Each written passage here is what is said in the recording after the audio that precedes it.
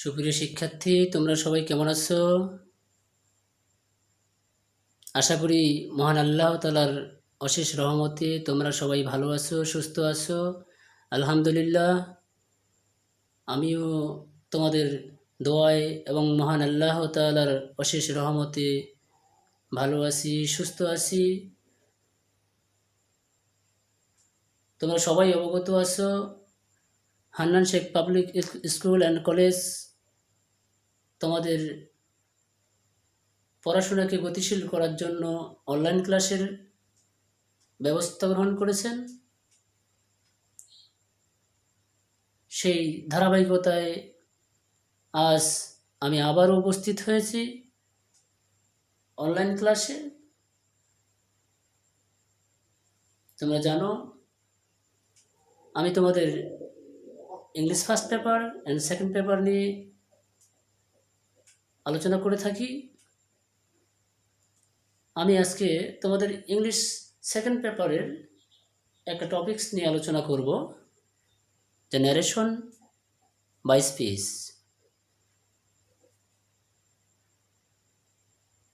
সুপ্রিয় শিক্ষার্থী, তোমরা সবাই অবগত আছো, অষ্টম শ্রেণী, নবম শ্রেণী এবং দশম শ্রেণী তিনটি ক্লাসেই ন্যারেশন বাই স্পিচের উপর তোমাদের মার্ক কাউন্ট করতে হয়। এদিকটি লক্ষ্য রেখে আজ আমি তোমাদের অষ্টম, নবম এবং দশম শ্রেণীর শিক্ষার্থীদের জন্য ন্যারেশন বাই স্পিচ নিয়ে আলোচনা করব ইনশাআল্লাহ। সুপ্রিয় শিক্ষার্থী, ন্যারেশন বাই স্পিচ বাংলায় যাকে আমরা উক্তি বলে থাকি। শিক্ষার্থীরা যদি ন্যারেশনের ডেফিনেশনে যাই, তবে দেখতে পাবো it refers to the words of speaker. Narration বা স্পিচ হচ্ছে বক্তার বক্তব্য। বক্তা যা বক্তব্য দিবে তাই ন্যারেশন। বাংলায় বক্তা যা বলে তাই স্পিচ বা ন্যারেশন বা উক্তি। সুপ্রিয় শিক্ষার্থী, এই ন্যারেশনের তিনটি গুরুত্বপূর্ণ বিষয় যা প্রত্যেকটি শিক্ষার্থীর অবগত হওয়া জরুরি। সে তিনটি বিষয় হচ্ছে speaker, reporting verb and reported speech. সুপ্রিয় শিক্ষার্থী, speaker, reporting verb and reported speech. For example, he said to me, I have done the work. সুপ্রিয় শিক্ষার্থী, তোমরা দেখতে পাচ্ছ, he said to me, I have done the work. He is a speaker. বাক্যে যে কথা বলে তাকে স্পিকার বলা হয় বা বক্তা বলা হয়ে থাকে। ন্যারেশনে এখানে হি সাবজেক্ট বা speaker. Secondly, reporting verb. Reporting verb বলতে সুপ্রিয় শিক্ষার্থী আমরা ওই ভার্বটিকেই লক্ষ্য করি যা রিপোর্টেড স্পিচের বাইরে অবস্থান করে।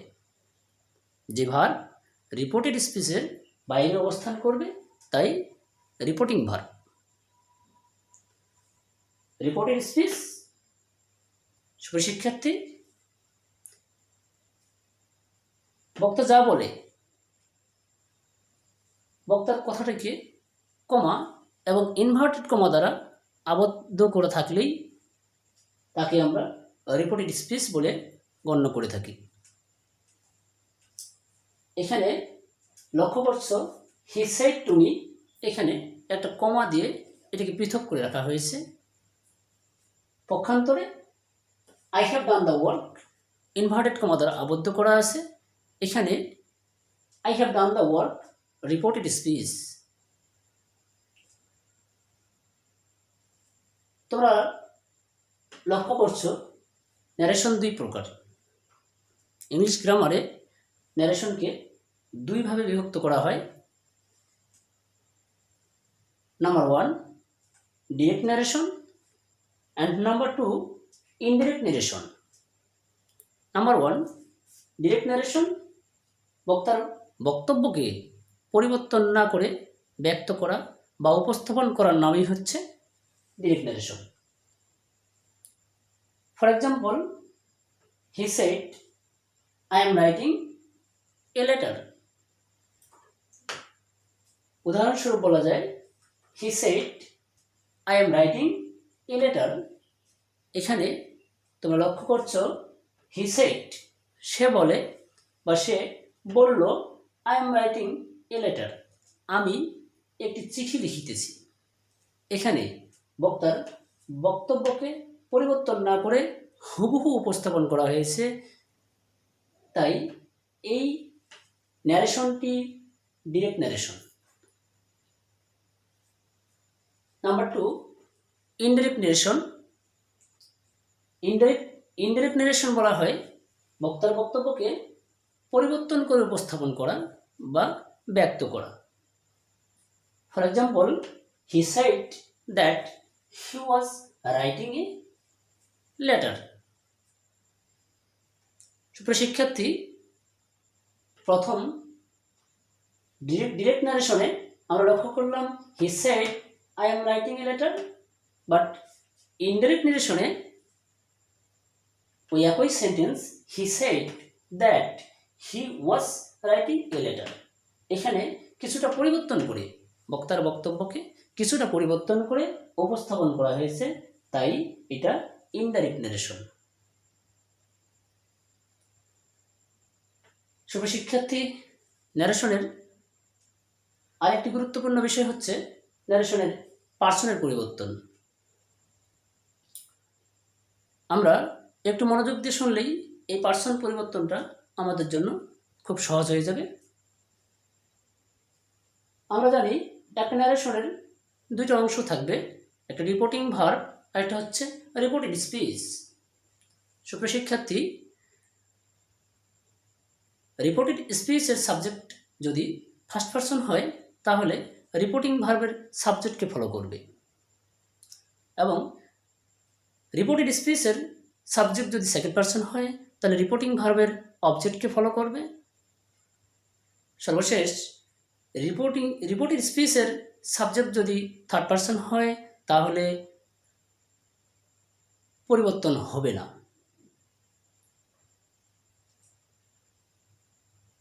ফর এক্সাম্পল, আমরা দেখতে পাচ্ছি উদাহরণস্বরূপ রহিম সেড, রহিম বলে বা রহিম বলল আই এম ওয়েল,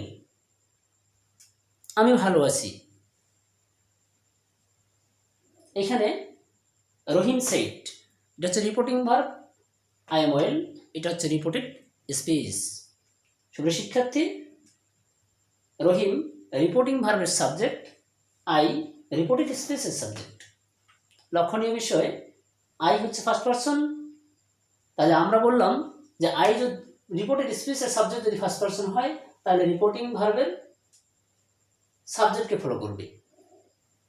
পরিবর্তন হয়ে Rahim said that he was well.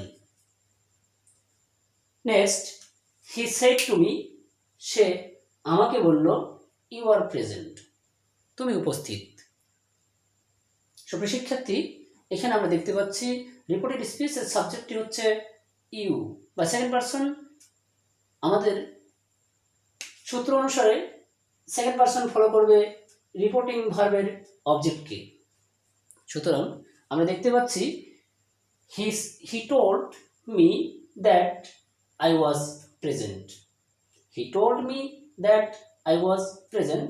এখানে আই দেখতে পাচ্ছি, এখানে ছিল ইউ, ইউ পরিবর্তন হয়ে রিপোর্টিং ভার্বের অবজেক্টকে ফলো করে আই পরিণত হয়েছে। Third, he said he is reading a book. তৃতীয়ত, আমরা দেখতে পাচ্ছি যে সে বলল সে একটি বই পড়তেছে। সুপ্রিয় শিক্ষার্থী, এখানে লক্ষণীয় যে he said that he was reading a book. এখানে রিপোর্টের স্পিচের সাবজেক্টের কোনো রকম পরিবর্তন হয়নি। সুপ্রিয় শিক্ষার্থী, ন্যারেশনের আরেকটি বিষয়ে সম্পর্কে অবগত হওয়া জরুরি যে রিপোর্টিং ভার্বের ভার্ব পরিবর্তন কিভাবে হয়। রিপোর্টিং ভার্বের ভার্বকেও পরিবর্তন করতে হয়। যেমন আমরা রিপোর্টিং ভার্বের ভার্বটাকে যদি দেখি সেড টু দ্বারা যুক্ত থাকে, তাহলে এই সেড টুকে পরিবর্তন করে আমরা টোল্ড করব, যা আমরা একটু উপরেই লক্ষ্য করেছিলাম। He said to me you are present. এখানে সেড টু পরিবর্তন হয়ে টোল্ড হয়েছিল। সেজ টু থাকলে টেলস করতে হবে। যদি আমরা রিপোর্টেড স্পিচে কোশ্চেন মার্ক দেখি, রিপোর্টেড স্পিচে কোশ্চেন মার্ক থাকলে রিপোর্টিং ভার্ব যদি সেড থাকে তাহলে এটা পরিবর্তন করে আস্কড করতে হবে। সেজ থাকলে আস্কড করতে হবে। আর যদি আমরা রিপোর্টেড স্পিচের ইম্পারেটিভ সেন্টেন্সের কোনো নিদর্শন পেয়ে থাকি, যেমন অর্ডার, অ্যাডভাইস, রিকোয়েস্ট, প্রপোজ ইত্যাদি, যদি যে কোনোটার একটি দেখতে পাই, তবে আমরা এটাকে পরিবর্তন করে আমরা কি করব, order that, advice that, requested that, etcetera etcetera করে পরিবর্তন করতে পারবো। ইফ অবজেক্টিভ সেন্টেন্স, যদি আমরা দেখি রিপোর্টেড স্পিচটি অবজেক্টিভ সেন্টেন্সে আছে, তবে রিপোর্টিং ভার্বের সাবজেক্টটি উইশড বা উইশ, প্রেড অথবা প্রেড টেন্স অনুযায়ী পরিবর্তন হয়ে ভাইস ভার্সা হবে। আর যদি আমরা রিপোর্টেড স্পিচটি এক্সক্লামেটরি সেন্টেন্সে দেখি, তাহলে রিপোর্টিং ভার্বের সাবজেক্টটি রিপোর্টিং ভার্বের ভার্বটি এক্সক্লেমড উইথ জয় অথবা এক্সক্লেমড উইথ সরো ইত্যাদিতে পরিবর্তন হয়ে ইনডাইরেক্ট ন্যারেশনে পরিণত হবে। সুপ্রিয় শিক্ষার্থী, আজকে এই ন্যারেশন সম্পর্কে আমরা সামান্য হলেও একটু ধারণা পেয়েছি। আগামী ক্লাসে আমি এই ন্যারেশন সম্পর্কে তোমাদের, যেহেতু আজকে ন্যারেশনের গুরুত্বপূর্ণ তিনটি বিষয়, ন্যারেশনের প্রকার, ন্যারেশনের পার্সন পরিবর্তন, রিপোর্টিং ভার্বের পরিবর্তন, এই কয়েকটি বিষয়ে সম্যক ধারণা দেওয়ার চেষ্টা করেছি। শিক্ষার্থীরা, আগামী ক্লাসে আমি তোমাদের এই ন্যারেশনের বা স্পিচের টেন্সের পরিবর্তন নিয়ে ইনশাআল্লাহ উপস্থিত হব। সে পর্যন্ত তোমরা ভালো থাকবে, সুস্থ থাকবে, এই শুভকামনা করি। এবং সর্বশেষ তোমাদের কাছে একটি নিবেদন, তোমরা আমার ইউটিউব চ্যানেলে গিয়ে ইংলিশ এডুকেশন নামের যে চ্যানেলটি আছে, এখানে গিয়ে অবশ্যই সাবস্ক্রাইব বাটনে সাবস্ক্রাইব করবে। ভালো থাকবে, সুস্থ থাকবে, শুভকামনা। আসসালামু আলাইকুম।